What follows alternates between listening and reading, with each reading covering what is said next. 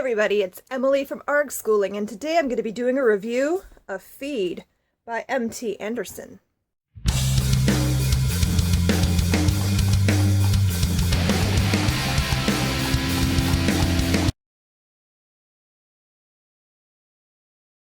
I had a hard time getting into this book at first. This book is different.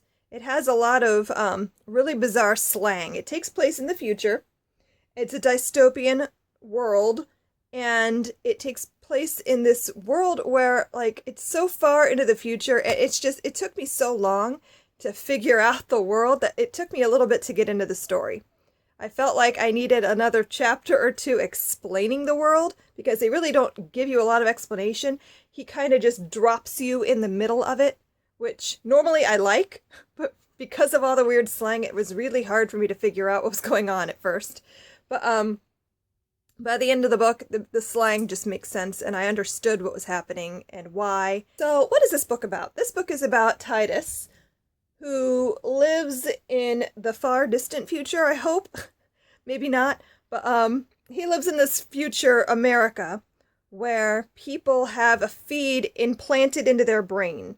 Basically like a chip that they put in their brain, and it gives them constant stream of media.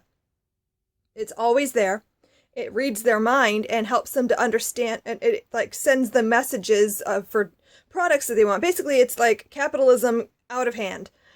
And it's just a constant stream of media about what you want to buy, what kind of shows you like to watch, and all the shows are geared towards buying things, obviously. And it's just a constant thing. And they can like talk to other people through their chip. So it's like instant messaging in your brain. So that's kind of weird and crazy. So that's the world that we are in this book. And because of this constant media stream going through people's brains, people have become extremely dumbed down. Like, it is the worst case scenario. Like, as a homeschooler, you hear all the time, oh, schools are dumbing down. And maybe they are, but like this is the extreme of that, where people can't even speak in coherent sentences anymore. And curse words have become slang, so it's no big deal for someone at a job interview to drop the F-bomb, because it's not even a thing anymore. And everybody does it. So this is the world, and Titus meets a girl who is sort of bucking the system, if you will. She is homeschooled, which I thought was interesting, an interesting element. You don't see that very often. Usually always the homeschool kids are weird, but she's weird in a good way. Violet has been raised by parents who did not like the idea of the chip, and they didn't get her one until she was 7. And the only reason she gets it is because they don't want her to be so far outside the culture that she can never get into it. She can never get a job. She can never do things that they would want her to be able to do. So they give her the chip late. And the story kind of revolves around her and Titus and their relationship, and what are the risks of not blending into your culture, but also what are the risks of being part of that culture. And it's just so bizarre, the things that are happening. And you can see from the peripheral of the story, the world is basically ending. But the people in the story have no concept of that. They have no idea. It doesn't even occur to them that that's what's happening, because they're so wrapped up in this, I must buy these new things and have this new hairstyle like everyone else, and I have to do all the things that my feed keeps telling me I need to do. And corporations rule the world, and they don't want people to know what's happening outside. I thought this was such an interesting book, actually. And this is a definite thinker. Like, you find yourself thinking about it weeks later. And I read this probably like 2 weeks ago, and I'm still thinking about it.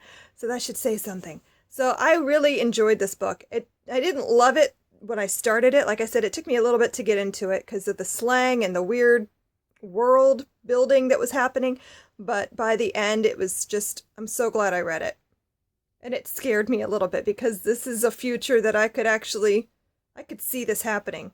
I could see people being like, yeah, that's a great idea. Let's get chips in our heads so that we don't need computers anymore. You don't need a smartphone. You don't need all that extra stuff, because it's in your brain all the time. It's crazy. But yeah, so it's just sort of like one of those, think about it before you don't want to do that.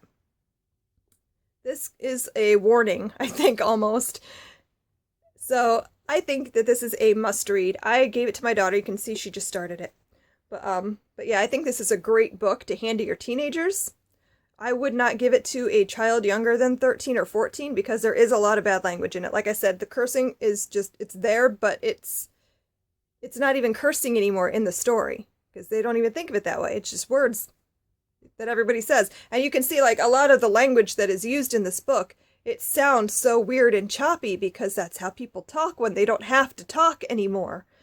And they're always in their brain talking to people through their chip, which is just, it's wacky. But yeah, definitely give this to your teens to read because I think it is definitely something that everyone should think about. Like, what are the consequences of having too much media?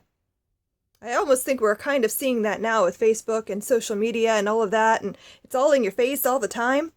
So yeah, this is the extreme of that. So yes, Feed, M.T. Anderson. I highly recommend it. You should definitely read it. I gave this 4.5 stars.